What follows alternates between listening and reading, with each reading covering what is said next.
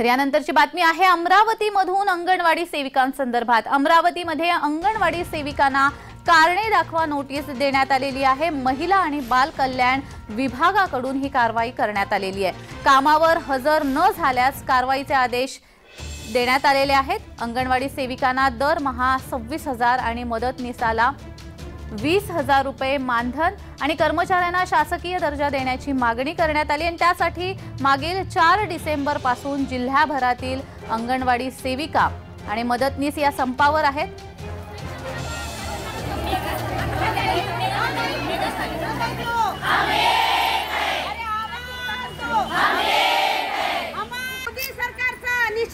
निषेध असो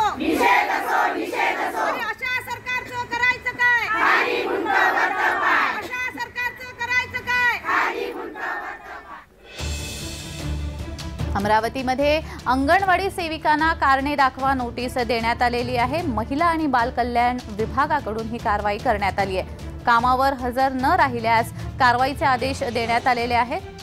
अंगणवाडी सेविकांना दरमहा 26,000 आणि मदतनीसाला 20,000 रुपये मानधन मिळावे, तसेच कर्मचाऱ्यांना शासकीय दर्जा मिळावा अशी मागणी ही अंगणवाडी सेविकांकडून करण्यात येते।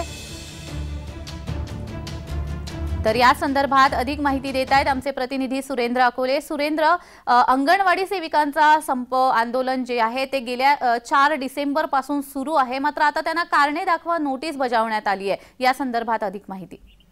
नक्कीच अमरावती जिल्ह्यातील जवळपास 2,500 अंगणवाडी सेविकांना शोकॉज नोटीस जी आहे ती महिला बालकल्याण विभागाची कारवाई करण्याची नोटीस त्यांना दिलेली आहे। अंगणवाडी सेविकांना दरमहा 26,000 आणि मदतनीसा 20,000 मानधन द्यावे अशी मागणी या कर्मचाऱ्यांची आहे, अशी दर्जा देण्याची मागणी त्यांची आहे।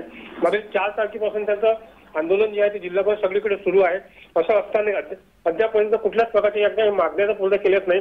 शिवाय त्यांना महिला बाल कल्याण विभागाकडून शोकाची नोटीस देण्यात आली आहे। मात्र आता अंगणवाडी सेविका नेमका काय निर्णय यावर घेतात आणि नेमकं बाल कल्याण विभाग त्यांच्यावर काय कारवाई करून हे बघणं गरजेचं आहे। असं असताना अद्यापर्यंत या अंगणवाडी सेविकाच्या आंदोलनाला कुठल्याच प्रकारच्या राजकीय नेत्यांनी भेट सुद्धा दिलेली नाही। जान्हवी जी सुरेंद्र, मात्र आता 4 डिसेंबर पासून खरं तर हे आंदोलन सुरू आहे। अद्यापही कोणताही राज्य शासनाकडून त्यांना त्यांच्या मागण्या स्वीकारल्या जात नाहीयेत, कोणताही प्रतिसाद त्यांना दिला जात नाहीये।